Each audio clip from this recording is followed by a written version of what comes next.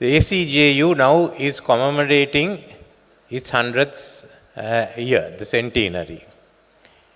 You must remember the start in 1922 when the world was undergoing a vast transformation after World War I, which included the abolition of the Caliphate.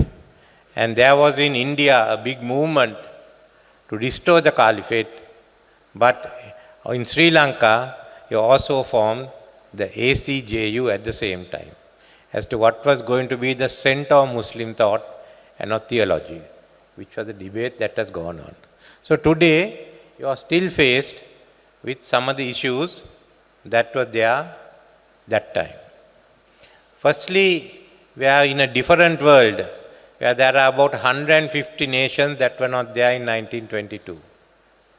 We are in a different century with the development of science and technology, the development of political rights. It's in this background we have to look at the future of the Muslims in Sri Lanka.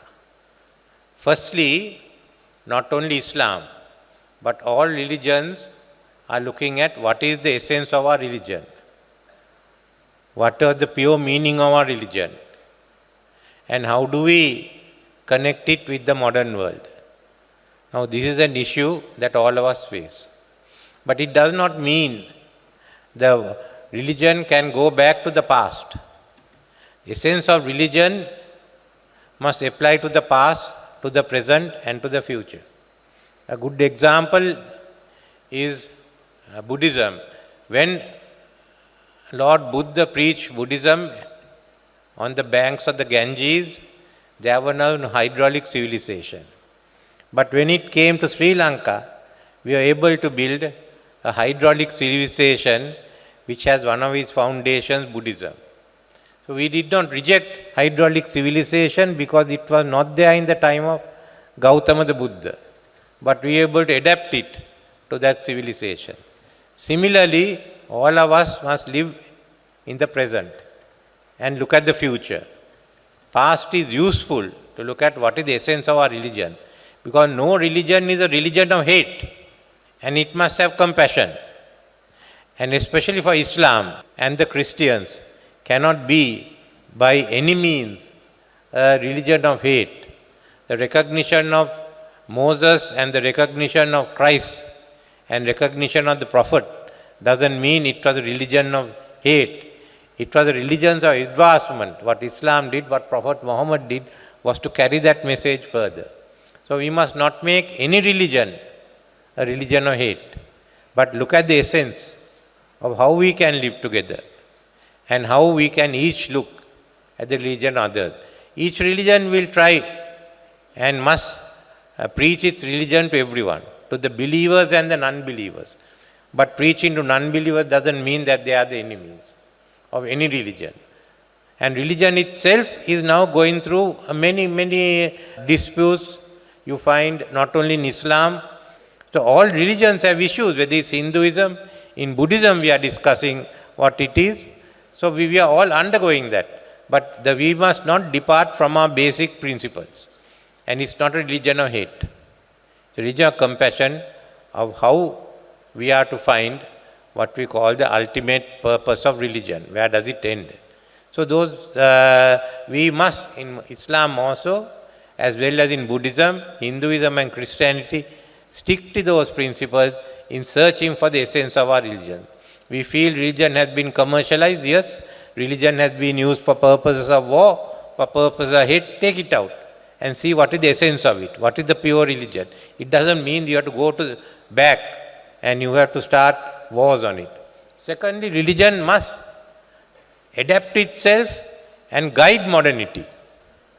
For those who say Islam must go back to Saudi Arabia or the time of the birth of the Prophet, then what do you say to the golden age of Islamic civilization, which had Baghdad at its capital? Look at all the contributions it has made to us. Astronomy, medicine.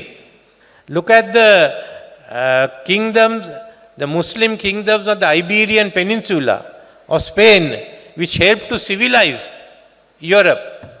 We talk of that. Look at Suleiman the Magnificent in the Ottoman Empire. Are you going to disown him? And even in our region, Emperor Akbar, and how he tried to get religions together, followed by his grandson who talked of the confluence of two oceans. We talk of it as a confluence of Indian Ocean and the Pacific, and we call it the Indo-Pacific. But that is not what he said. The confluence of two oceans, that the prince said, was really a confluence of Hinduism and Islam at that stage. So even what he said has been now brought into geopolitics in another way to take on the conflict. But that is the essence. Are you going to accept modernity? And go ahead. And religions have to do that.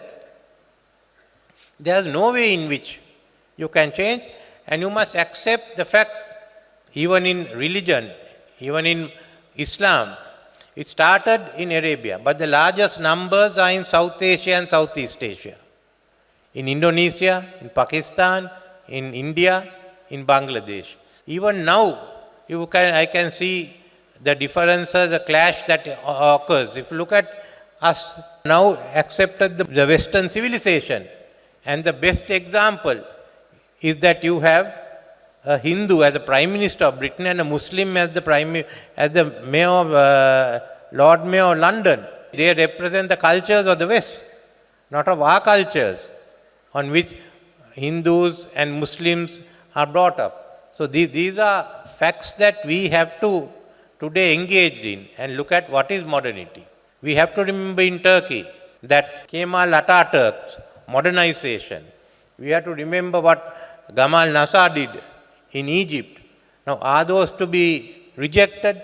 How President Sukarno got together 400 islands and formed Indonesia, keeping in mind the achievements of Borobudur and the Ramayana.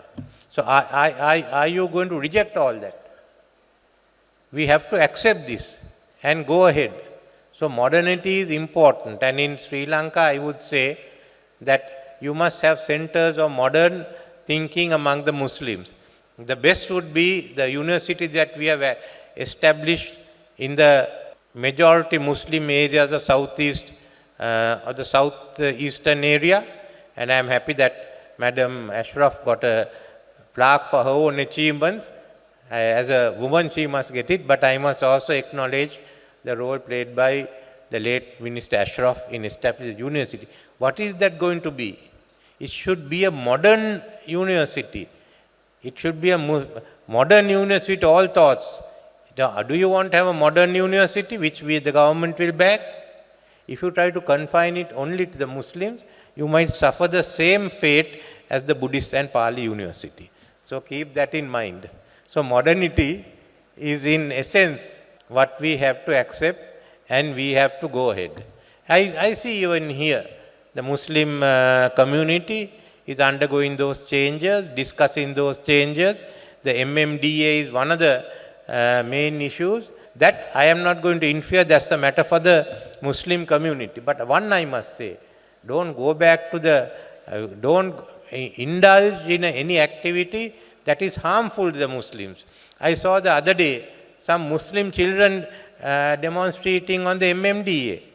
That is not on. But that is really violating the law about care of children. If the adults want to demonstrate, that's another matter. But not children. That they should be kept out of it. That's a really negative assessment of the Muslims. Don't allow that. That's all that I have to say. Now you have done your 100th year. We are facing our 75th year. After most of our time has been spent in fighting each other. I think now is the time for reconciliation and Sahajivani.